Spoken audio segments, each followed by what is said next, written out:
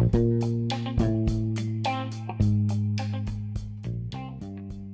everybody, we are back with another episode of Can't Stop Snapping, the official podcast of MarvelSnapZone.com. Hey, I just wanted to apologize again here on the podcast. Sorry there was no new episode last week. I reached out about this on Twitter, but just ran into some scheduling conflicts with a couple of potential guest hosts, as well as some technical difficulties, and that just pushed out recordings until the weekend and until the next week. And so again, sorry, I always shoot to have at least one episode come out a week, so we'll continue to strive for that going forward. One other quick thing before we jump in.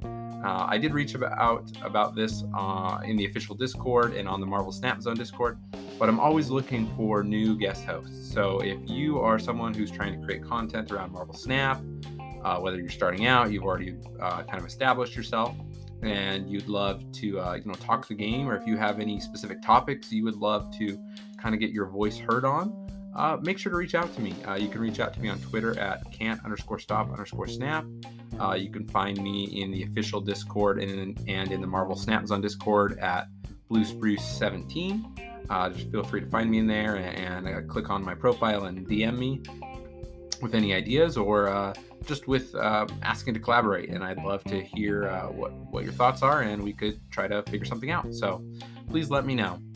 With all that being said, and without further ado, let's jump into today's episode.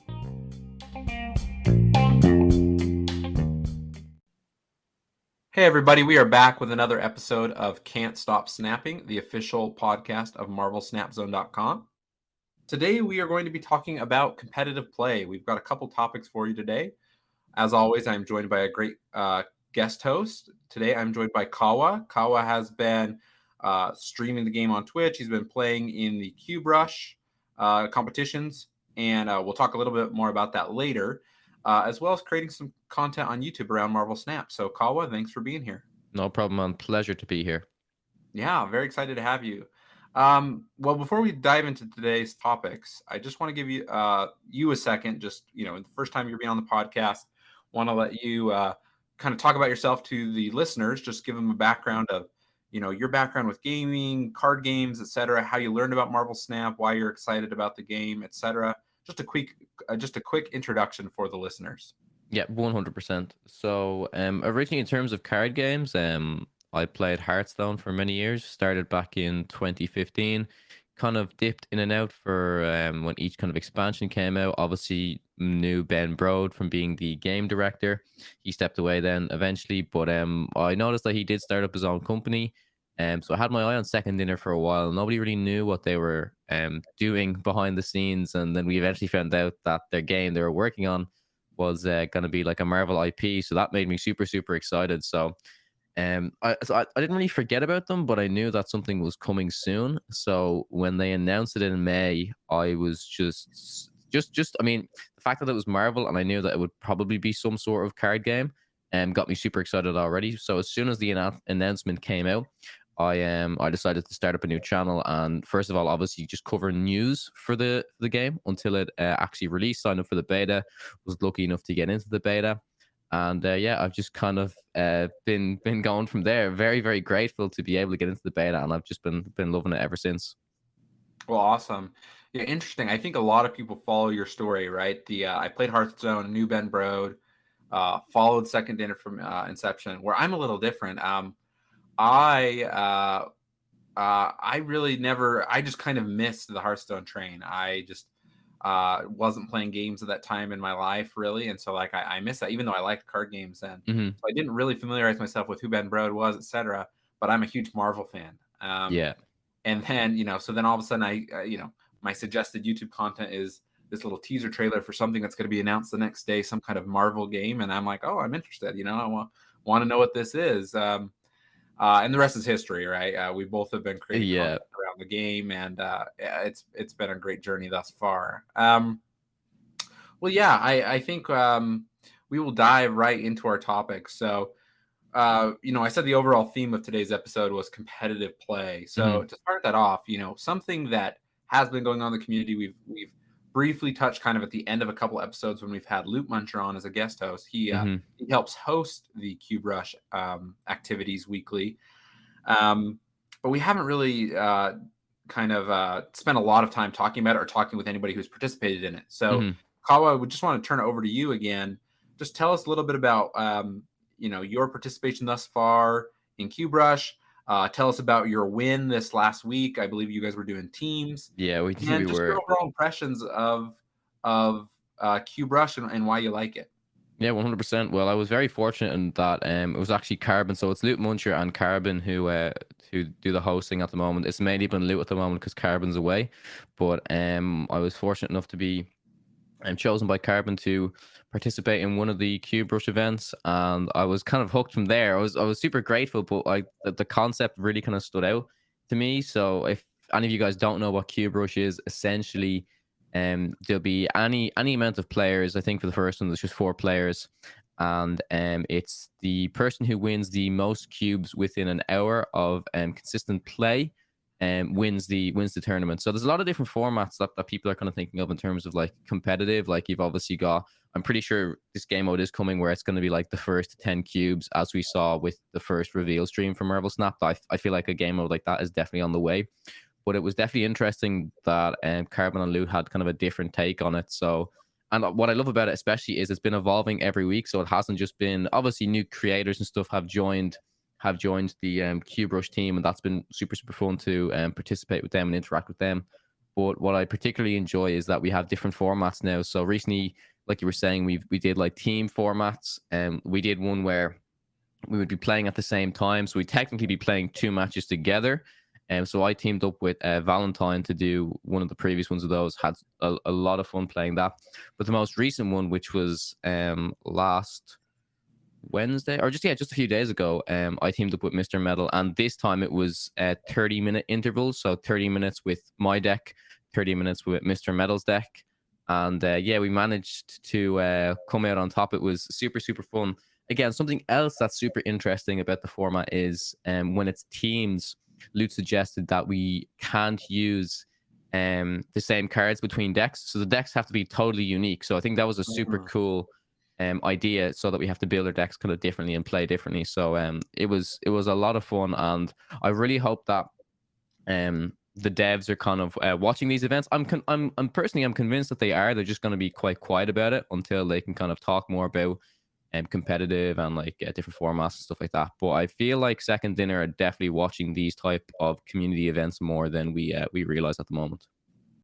Yeah, well, no, that's great. I think you pointed out some really cool things that I think Loot and Carbon have done really well, right? I think one, like you said, it's kind of evolved, which I think is really Mm, cool. They didn't just say, okay, we're going to start with the 4-player format and keep it the hmm same way. I love what you guys did in the latest one, what you just said, where one, you kind of did 30 minutes of each deck, because then it's hmm like two minds playing a deck, Oh, right? for sure. Yeah. Which I think brings a lot of nuance. I mean, honestly, there's sometimes when I'm playing, when I'm on a not so great streak of playing by hmm myself, and I'm like, man, I wish I had a second head right here, Oh, right? for sure. For Uh, sure. Yeah. Giving me advice. So I think that's really interesting, kind of that co-op play. But then also, um, we've talked about this a ton on the podcast. You've talked about this, but one of the best parts about Marvel Snap is the deck building, right? hmm Only being 12 cards in the deck, it really feels like anybody can be a deck builder, where that's different than a lot of card games where it's like, well, I don't know, I'm not good at like putting together a 40 card deck, right? Yeah. Exactly. Um, and so kind of building upon that and saying, okay, well now you have to build two decks that can't share any cards. I think I don't know. That's just very exciting. I want more people to do it. And right now, kind of the Cube Rush is like the only way that like people are kind of doing this formally in that exact way. But I love the idea.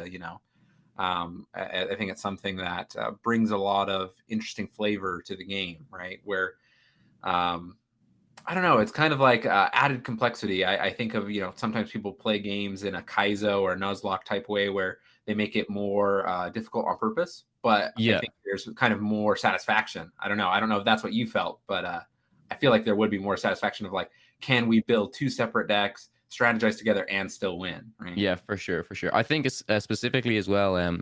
Like I feel like it's quite funny. You would think that a lot of the creators would just kind of bring like, let's just say they're going to bring like meta decks, the best decks. They want to win the tournament, but The majority of us, I'd say like 90% of us have brought kind of unique decks. And that's like you said, that's what I love about this game. Like one of the recent cube rushes, I was just playing by myself. I was kind of theory crafting. I was like, oh, I'm gonna try and make like a different type of deck. I think I picked up Electro. I said, right, okay, I want to try and make Electro work. And I made this specific type of deck. And I was playing it during Cube Rush, and it was just so much fun. I just love having that kind of uniqueness. And like you said, anyone can build a deck with slight differences, slight variations, but it feels like your deck, in my opinion. You know what I mean? So it was super, super fun. And that was actually that was probably one of my favorite cube rush tournaments. I think I came last or something like that, but the fact that I was trying out like a kind of deck, I spent the day making truly myself, because a lot of the time it's like, okay, let me just try build like a discard deck, let me try build like an ongoing deck. But for that deck I specifically took it kind of card by card and said, okay, well, what's going to work with this, what's going to work with that, and it was just super, super fun to make for sure. Yeah, no, that's awesome to hear. I'm really excited to see. Obviously, like I said, we've talked about Cube Rush a lot, but I'm excited to see the future of Cube Rush. But I'm excited to see just other people come up with similar ideas, right? And not Mm, necessarily copying Cube Rush, but I just think there's so much potential for creating kind of nuanced challenges or competitions in the game. And I think we're kind of focusing on the community-driven stuff. I think there's a lot of opportunity. Obviously, there is the official Marvel Snap Discord. There's the Marvel Snap Zone Discord. There's several Discords around the game that are kind of ripe for collaboration, reaching out to people that play the game, that are content creators for the game. And if you're listening to this and you have an idea, I'd say go for it, right? If you want to try to create content and specifically do some kind of competition, I think the only thing stopping you is just starting, right? oh, for I sure, think yeah. I think there's a lot of opportunity still for people to come up with ideas and to create content in that way, kind of in a competitive landscape. There are so many different types of formats that can be made that I feel like haven't even been explored yet. Like I said, even just like the evolution of this one little current like community tournament of Cube Rush. Like we didn't even imagine that, oh, we'd like be thinking of teams. Like the more we kind of play it, we just kind of think of different ideas. So there's so many different variations of formats that I think will be present throughout the game. And like we said, like obviously we know that they're working on different game modes themselves as well. Just to touch on like just kind of to go further into the actual competitive play, and I see a lot of people are kind of asking about like what's the end game past infinite. So a lot of people are kind of thinking like, oh, they're going to change the ranked system, or maybe they'll do like tournament format. I feel like they might do tournament formats for like certain rewards, like you'll get credits or gold or something like that. But I do feel like they're thinking of, I wouldn't say reworking the ranking system, but definitely tweaking it to kind of make it feel like earning cubes in infinite is worth it, because as you're ranking up to infinite, the cubes feel valuable, and it makes the snapping mechanic very valuable, and also makes the retreating mechanic super valuable. But as you play in infinite, I mean, I personally like it because I can test out a lot of crazy decks, but it will be super nice to kind of see that end game kind of fleshed out for sure. Yeah, no, I 100% agree with you. One idea that's been brought forward on this podcast, I'd be curious to hear your thoughts. If you say, yeah, this is a great idea, bad idea, could be better. Um, one proposal that people have made is, okay, once you're at infinite, you've made it to level 100 in the ranked season. Um, then there's other milestones you can reach, right? Where Hmm. it's like, and it could be like additional levels or like maybe how many cubes total. Like it could show like your net cube wins after level 100, right? Hmm. Or something like that, where it's like, hey, if you achieve milestones, maybe it's like you've netted 100 cubes or you've reached another 25 levels. There could be more of like the collector's caches or things that you can just like open. Um, For sure, that could yeah. be, kind of similar to the collection level track, where it could be a card, a variant, a user icon, whatever it is, right? More credits, etc. But it's like there are several games out there that have that, right? They're competitive or they're ranked play. It's kind of like the farther you get, the more caches or Hmm. boxes you get to open, etc. I don't know. Do you think that's a good direction to go, or are you thinking like if you were in the driver's seat, you got to pick what happened? Would you go a different direction? I mean, it's definitely an interesting idea. I don't want to speak for me personally specifically, because at the moment I have I finished my entire collection level. So like the collector's caches are good, but I feel like everyone will eventually get to a stage where like you're just getting variants and stuff like that, which is fine. But I think it will probably be tweaked in a different way to make it feel maybe a bit more rewarding. I suppose like with any game, like the higher up the ranks you go, it's not really about rewards. It's kind of feeling like you deserve to be the top 1% of players in Marvel Snap or something like that. Do you know what I mean? Like you're playing for the love of the game and you want to try and be the best. Do you know what I mean? So there's a balance between trying to get to be like number one, but then also rewarding players to encourage them to keep playing. So I mean, I could see that type of thing being mixed into it, but honestly, I'm not too sure what direction they're gonna go in. But I know for sure they definitely have a plan. That's for Yeah. sure. No, for sure. Yeah. We can only, I don't like to try to assume too much or estimate too much what they're going to do because I'm sure they've got a great plan or a plan that maybe will need to be tweaked after it's implemented, but I'm sure they have something. Um, just a thought as you were talking, it just kind of took me down a different road. I think an interesting thought here with any kind of competitive mode, game, etc., challenge, whether it's community driven or it's developer driven. Hmm.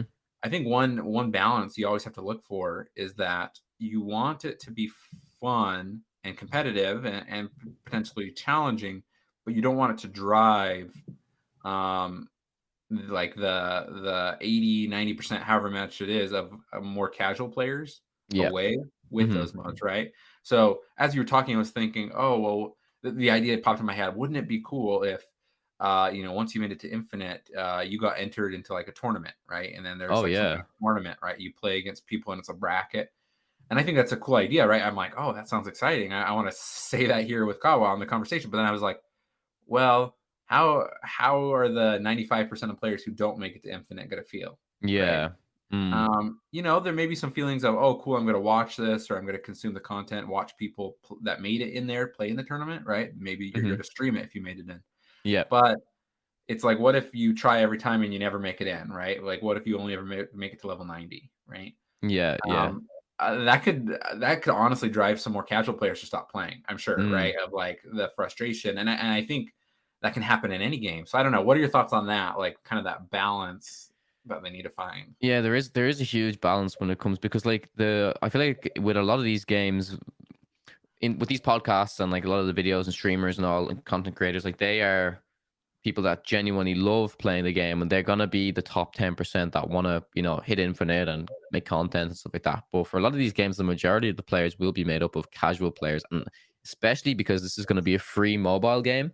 So I mean at the moment I think it's super appealing to casual players. Like I would play this game casually just to kind of like pass the time or like you could easily play it to feel like, oh, I don't want to be like the best, but it's so versatile in how you play it. So I think it does at the moment, it does kind of fit well for the casual players, but they will definitely have to find the correct balance because they don't want to make it feel too daunting on casual players, because like, they'd be like, oh, maybe they want to transition into playing the game more, but it's too much of a grind, or oh, I'll never get to that bracket, or you know what I mean, or feeling bad that, oh, this month I didn't make it, or whatever. So there is definitely a balance because even at the moment, like I'm seeing on Reddit and stuff like that, a lot of people are struggling specifically this season to rank up compared to the last ones because a lot of, let's say, streamers or people that just play the game a lot have nearly full collections at this stage. So it's all like the pool 3 decks, and like the people are coming up with like crazy combos and like crazy decks, and people are finding it. The more casual players are definitely finding it harder to climb. So that's something that might need to be addressed down the line. So it's definitely tough. It's definitely tough to balance that stuff. I'm not a designer, unfortunately, so I honestly couldn't tell you the best way to handle it, but it's definitely something that needs to be addressed for sure. No, 100%, and nor am I. In my day job, I work in software, but not as a developer. And Mm, I help define what the developers need to do, but I never pretend to know, right? Like, yeah. okay, I'm going to tell you what I want as end result, but you guys are going to figure out the best way to create it or implement it, right? Definitely, yeah. And so totally understand that.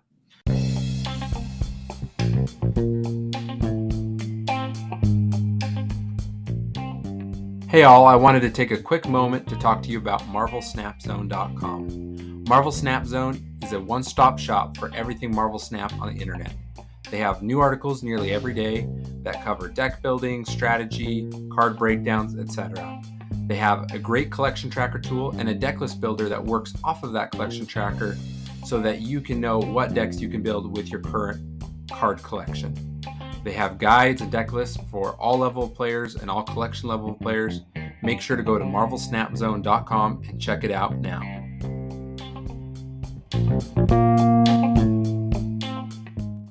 Yeah, I think a lot of interesting things.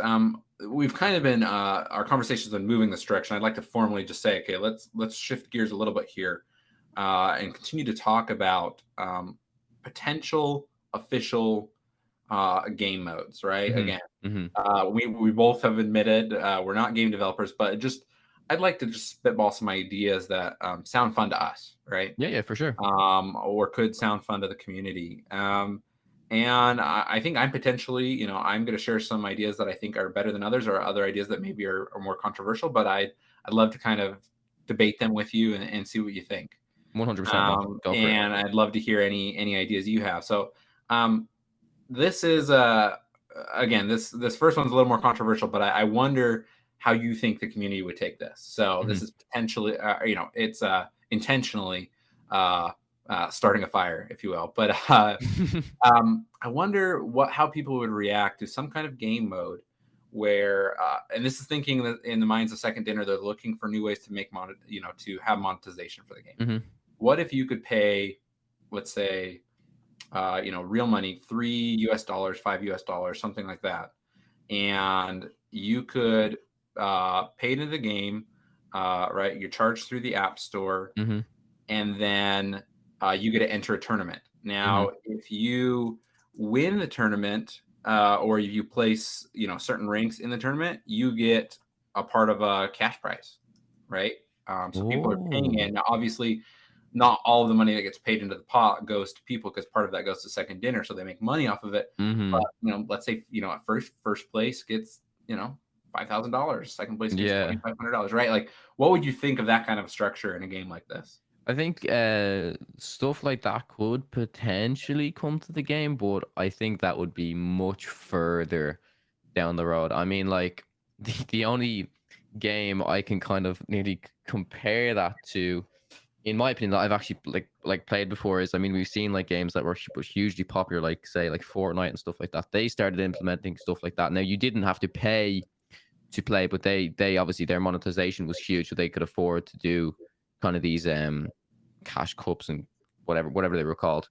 But I think that's something that could potentially come to the game, but I don't think people would pay real money for it. I think if it was a situation where like it's like an entry ticket, like you pay a certain amount of gold, which technically you can pay real money for gold and then you can enter. But if you could use gold as well to purchase the ticket, but I do think that would be like much further down the road, because I feel like the game would have to be a lot more established. They'd have to make sure that this would be worthwhile to do. But I think with how strategic the game is, and like I feel like the game is going to gain such a huge audience when it does go global, that it could potentially happen. So it's an interesting idea, but yeah, I think it would be probably like, honestly, like at least a year before a game mode like that would come out. Yeah, no, I said the idea obviously, but I don't necessarily know if I think it's a great idea. I agree with you. I don't think it'd be anything. I mean, next 6 months, no way, right? I don't think they'd implement anything like this. But I just, I'd be curious. I guess more of just maybe the sociologist in me, right? Of like, how would people respond to something like that, where it's a monetization method, but it's also a competition mode, and there's also potential to win money, right? Whether it's in this game or another game, I just think I don't know. I'd be interested to know the data of does that drive players away? Does it bring players in? Right? I think there's a lot of nuance there. So Yeah, there's a lot of analytical stuff they'd kind of have to look at. I'd say even from previous games, and a wide majority say, okay, what has the interaction with game modes like this been like, and do we think would actually be successful? Because, but at the end of the day, like they could do it and try it, and like I mean, we've seen like it, well at the moment, obviously the game's embedded. They're obviously going to try stuff, and we've seen that they have changed stuff because they actually listen to the community, and they respect everything that's going on. So I think that it's definitely possible for something like this in the future to exist, but there would have to be a lot of research done for sure just to justify making Yeah. it like. Well, cool. I'm going to shoot over to another idea. We've seen this in other games. I'm going to try to kind of make it generic just because every game does it slightly different, but some kind of a mode where you enter, right? And Hmm. maybe you pay gold to enter. Maybe it's free. Maybe your first time to enter into it's free. I don't know, right? Hmm. But essentially, it's like you're trying to see how many wins you can go without a loss or without Yeah. two losses or Hmm. something, right? Yep. So some kind of rogue like mode, right? Where or dungeon mode, see how far you can get, right? Um, I think it's a little more simple, a little more easy to implement, right? What are your thoughts on that? Or like, how would if there was that game mode, how would you like to see it implemented in Marvel Snap? Well, I mean, the most type, like, I mean, to compare that to another game, it would probably be like a mixture of like Hearthstone's arena mode. Now, that's a draft mode where you go see how many wins you can get, while picking kind of out of a pool of random cards. But then they also, I know in Hearthstone, they have like a heroic tavern brawl, which basically you bring your own deck and you try get to 12 wins or whatever it is. Obviously, in this situation, it would be however many cubes or something like that. And again, it in terms of bringing it to Marvel Snap, it is different because a loss isn't just a loss, and a win isn't just a win because it's depends on how many cubes you gain and how many cubes you lose. So compared to a lot of other games, it's like, oh, you just win the game or you lose the game and you go up in that rank. But how you go up in that rank determines on like how obviously because like the snap mechanic is so unique to the game. That's a big thing that needs to be considered when thinking about Snap. That I feel like people no don't take for granted, but I feel like it makes things a little bit more complex in terms of doing different types of modes in relation to other modes that exist. So I think a little bit more thought would have to definitely go into figuring out, okay, what's the best way to implement this game mode successfully. But yeah, I think a mixture of the two. I mean, listen, I've heard from a lot of people in the community that they want a draft mode, and I think a draft mode would be super super fun. And like you said, especially because I feel like it won't be as daunting as like, oh, okay, I have to draft 30 cards. Like it's gonna be, they're all gonna be so random. They won't be able to synergize. But I suppose as you go along with the draft, like your deck could be turning out to be one type of way, and then you might have to adjust and say, okay, well, I didn't really get those type of cards. I guess I got to go this way. So if there's any game mode that I would be most excited for, that's let's say not competitive again, because that would be super fun for the casual player as well. Mm-hmm. It would be draft mode for sure. I'm pretty sure everyone's talking about this at the moment, so I think it's something they will hopefully implement. But I don't know if they're going to focus on competitive stuff first or this mode. Yeah. Yeah, no, interesting thoughts. Before we maybe dive into an idea of any game mode you have, you raised a question in my mind, right? Where you're right. I mean, a win and a loss. Just to kind of quote you, a win and a loss. A Hmm. win is not just a win, and a loss is not just a loss in Marvel Hmm. Snap, right? There's the cube. The cubes is kind of really what is your ranking or how you level up, etc. Exactly. However you want to call it.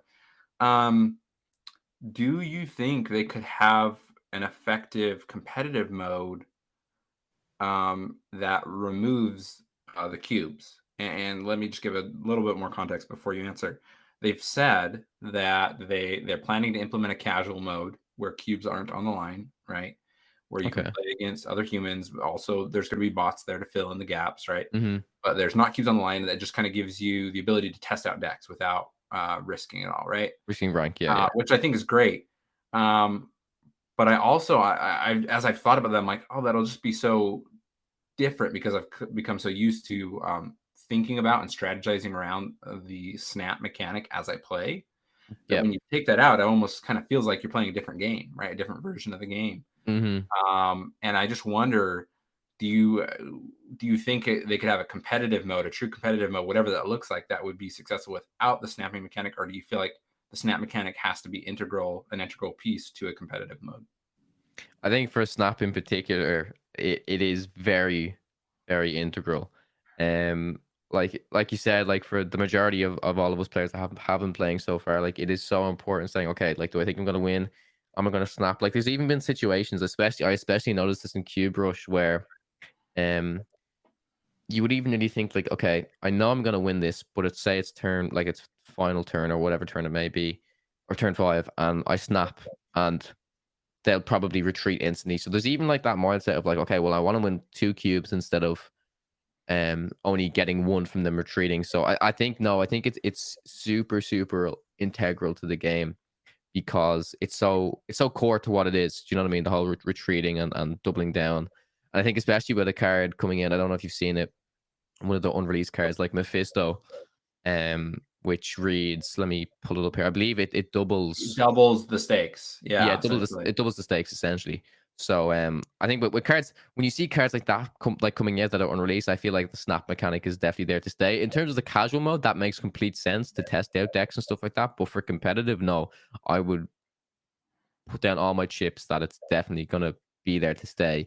Just how they implement it, we will have to wait and see. I think like the first to 10 cubes is interesting, but that's what we've all been kind of like been peering and stuff like that. So I'd love to kind of see them come out with some different type of mode or try to approach it differently as well. I think I would have to agree with you that I think the snap mechanic is so integral to the game. And if you take that away, it takes away kind of one of the most special pieces of the game. If you do take it away, it's not like all of a sudden the gameplay is not fun at all anymore. But um, I think it just adds this extra nuance and layer of strategy, right? You already spoke to it a little bit, right? Like, oh, it's already turn 5 or 6. Now, if I snap, they're going to retreat. I've had, it happens to me so often. I've been trying to be better about snapping on turns 3 and 4 if I feel confident, right? Because I've seen, at least in my sample, the data I've kind of anecdotally collected myself, is that people are less willing to retreat earlier in the game if you snap, right? Yeah, Uh, 100%. but obviously, your confidence level goes up, so it's just this mind game, which I think is so awesome, so fun. So I agree with you. I think that if whatever competitive modes they do add in the future, I think the snap mechanic and the cube mechanic needs to be a key piece of it, because that just adds this extra layer of competitiveness, of strategy that the players at the highest level will kind of enjoy having that be a part of it. If you just take it away, then it just really feels more casual, I guess. Yeah, like it is literally one of the main things that makes the game feel like unique. I mean, obviously you have like the lanes are unique, the 12 card deck, the 4 slots for each card, like the actual main like mechanics of how you play the game and how you win the game is obviously unique. But the snapping, like you said, it just adds an entire other layer, which makes it super fun.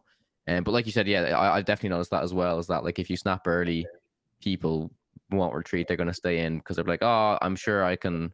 And it's happened to me. I've snapped like thinking, oh, I've snapped on like turn 1 or 2, thinking I'm gonna win this game, and then some location crops up, or I don't know, like they play Moonlight, something gets discarded from my hand. Like there's so many things that can change the situation. So a lot more people would probably be more prone to saying, okay, it's turn like 5. I know I'm more or less like 80% of the time gonna win this game, and that's when they snap, and then that's when people retreat. So it's definitely something that I've noticed as well in my testing of games. Even with certain decks, you can kind of tell like a specific card like Magic does that a lot. So like Magic can be actually beneficial, but also a disadvantage to you. Because if you play Magic and then they think, right, Magic is played, you're going to win. You still, even if people have snapped, you still only get like 1 cube or 2 cubes because it extends the turn. So the cubes don't actually get doubled on after turn 6. It stays as it is. So if people see Magic come down, especially in a deck like say like Mr. Negative.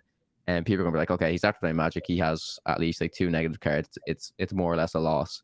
So, that's one card I specifically found interesting. That like it's like, oh, like it's obviously it can be huge, but it could be a disadvantage in terms of the cube. Now that's such a small disadvantage. Listen, cubes are cubes in the end, and you got to win. Like you want to win, but for those super competitive players, they want to gain as much cubes as fast as possible, or whatever. There's loads of little kind of details like that I feel like I personally am picking up on for sure. Yeah. Something that several guests have shared on here, right, is like if you want to climb, the strategy is not to win. The strategy is to never lose more than 1 cube, right? Exactly. That's what you want to target, right? I think it's interesting. Just my thoughts on the Magic play, like you just said.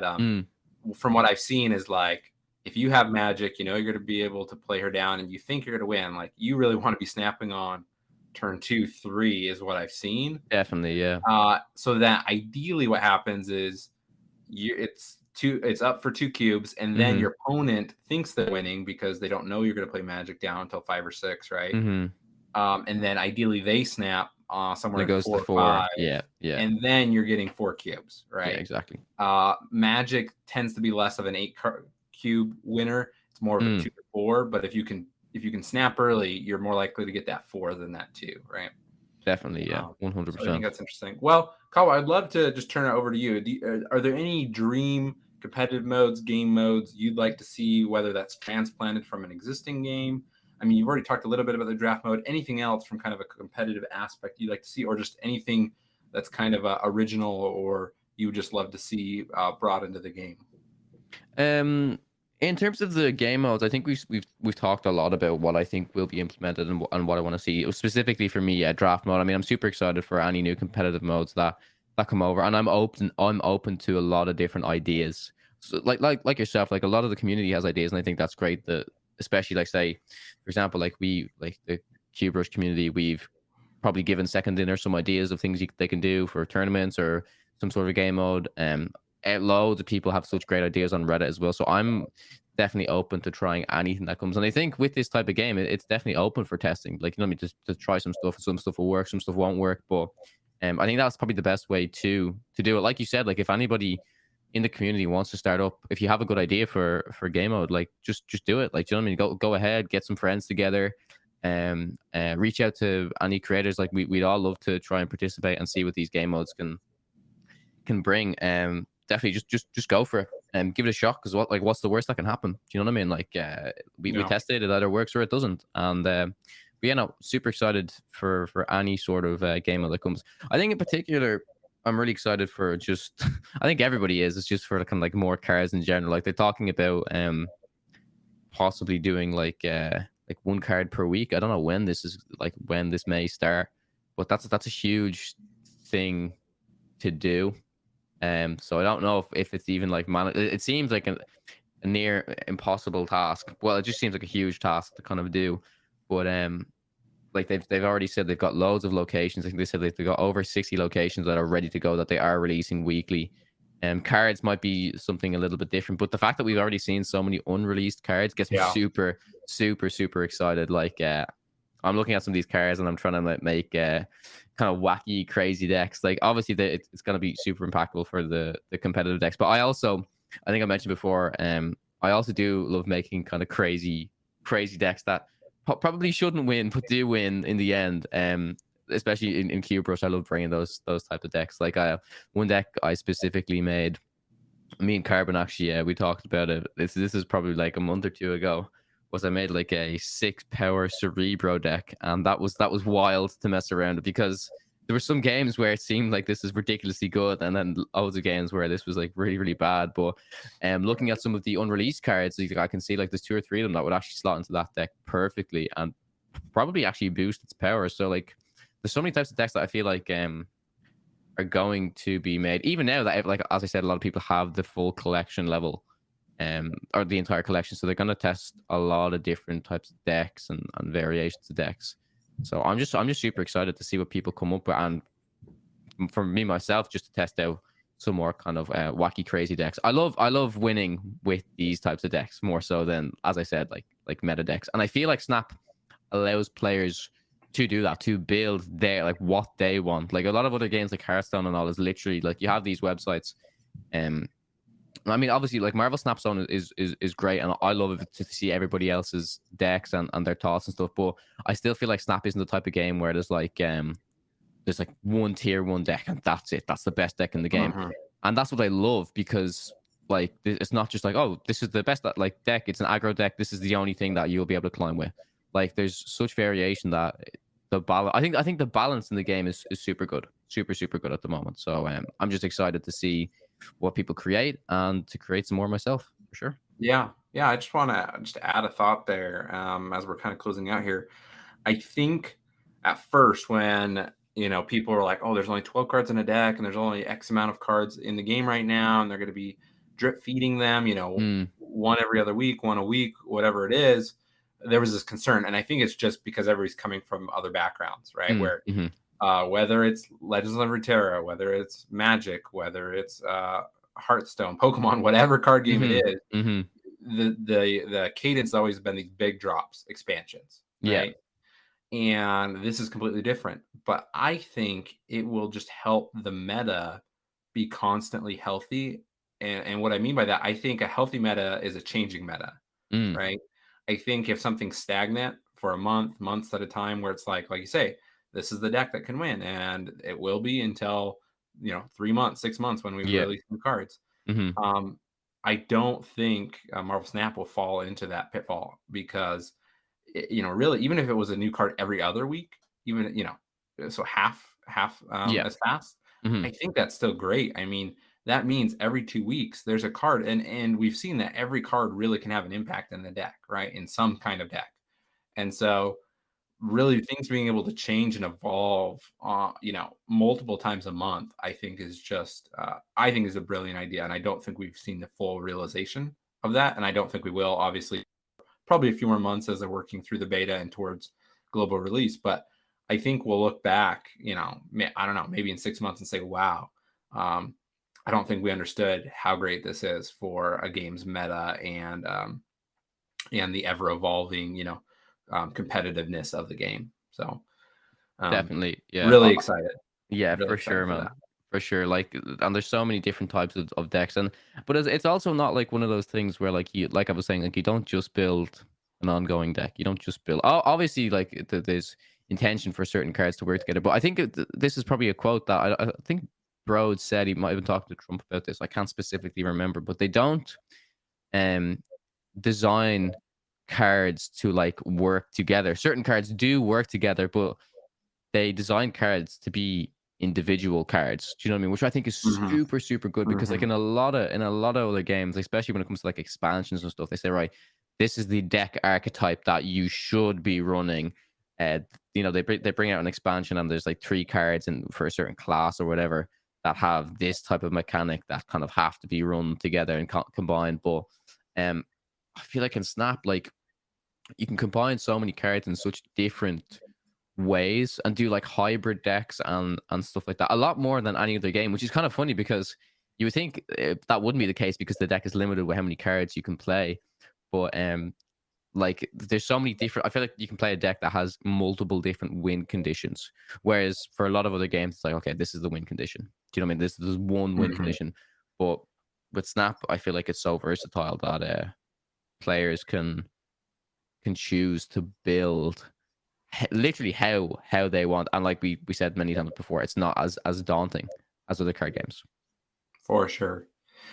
Well, I don't know, listeners, if you can tell, but I think we both, me and Kawa, really like Marvel Snap. We're both really excited about this game. Well, Kawa, we're just about out of time. Really appreciate you being here. I'd be remiss if I didn't give you the opportunity. Please just let our listeners know where they can find you, where they can find your content, how they can best support you as a content creator. I appreciate it, and again, thanks for having me on the podcast. It was a genuine pleasure. So yeah, you guys, you can find me on youtube.com/kawa. Post videos at the moment. It's probably only like one video per week, but they've mainly been cube rush highlights. You can find me on Twitch at twitch.tv/kawatech, trying to stream as often as I can. but I'm trying to find a balance. To be honest, it's quite funny. I do play the game a lot on my phone, which is brilliant because I'm on the move a lot. So I love that it is a mobile first game at the moment. Obviously, when it comes to PC, I'll be probably streaming it a lot more. But yeah, so YouTube, Twitch, and then just on Twitter, it's Kawatech_CG.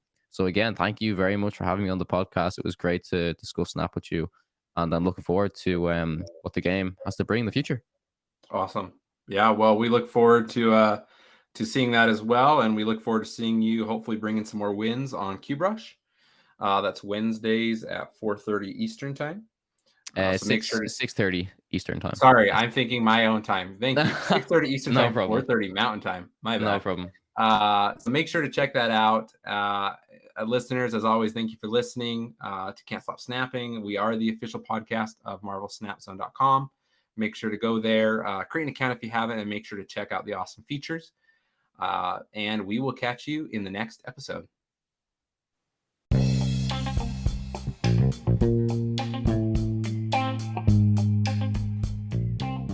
Can't Stop Snapping is a podcast written, recorded, produced, and hosted by Michael Thurman. Thanks for listening.